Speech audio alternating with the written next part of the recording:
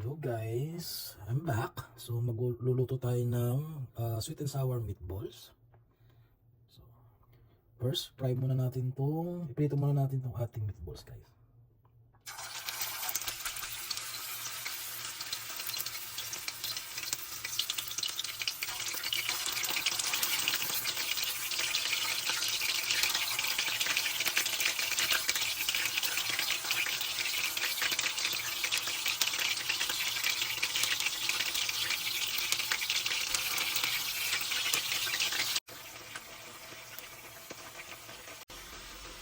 Pag okay na yung kabilang side guys, balik rin naman natin. So ilutuin naman natin yung kabilang side. Okay? Let's check it guys. So I think okay na to. Hanguin lang natin siya tapos gagawa na tayo ng sauce. Sweet and sour. Okay? Ibusin ko lang, bawasan ko lang ng pika.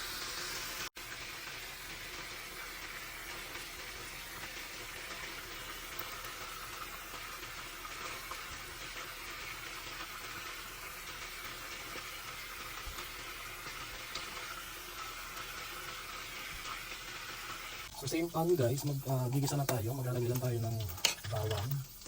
Gigisa tayo ng bawang sibuyas.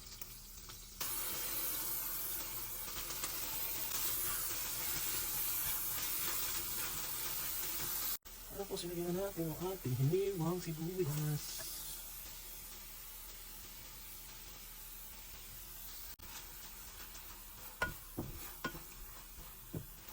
Guys, hindi sunog yan ha.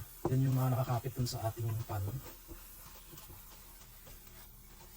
Maglalagay tayo ng oyster sauce. Okay.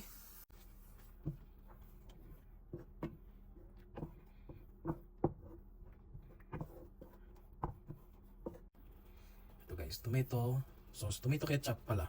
Wala tayo banana ketchup guys. Pero pwede din tayong maglagay ng tomato ketchup or tomato sauce. So,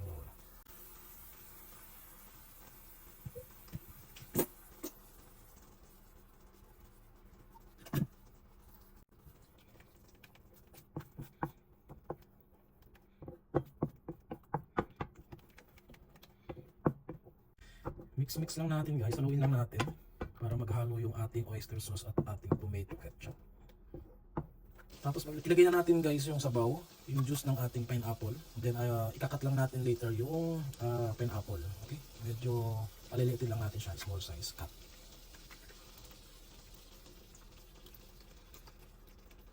Pwede rin naman kayong gumamit ng tubig guys. Or Del Monte juice.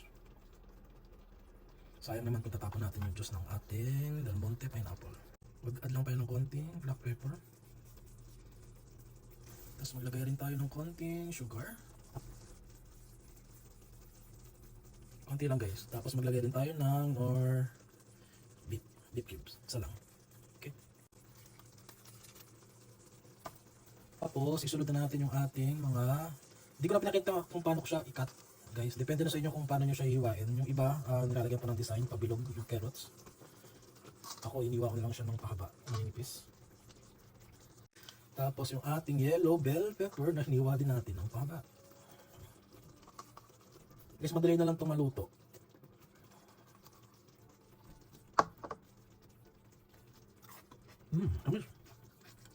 Tapos mag-add tayo ng more onion.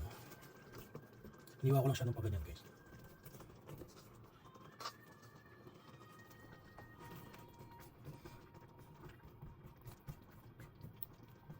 Tapos guys, sunod na natin ilagay yung ating pinarito kanina na meatballs. Okay?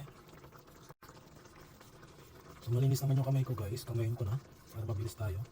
Mahaba na yung ating videos. Tapos hayaan lang natin siya dito ng mga ilang minuto lang guys. Kasi luto naman na itong meatballs. Gusto lang natin siyang ma-coat ba ng sauce yung ating meatballs. Hindi pa natin makalimutan yung ating pineapple. Lagyan na natin siya.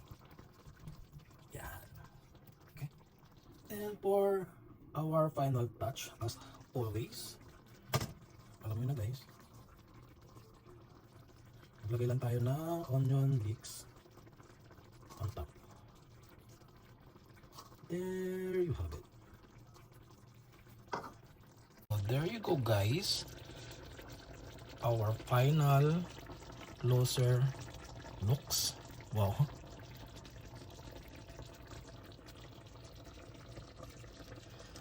Our sweet and sour meatballs. Let's go eat na guys. Apam is waiting. Thank you for watching. Love you. Bye-bye. Mwah.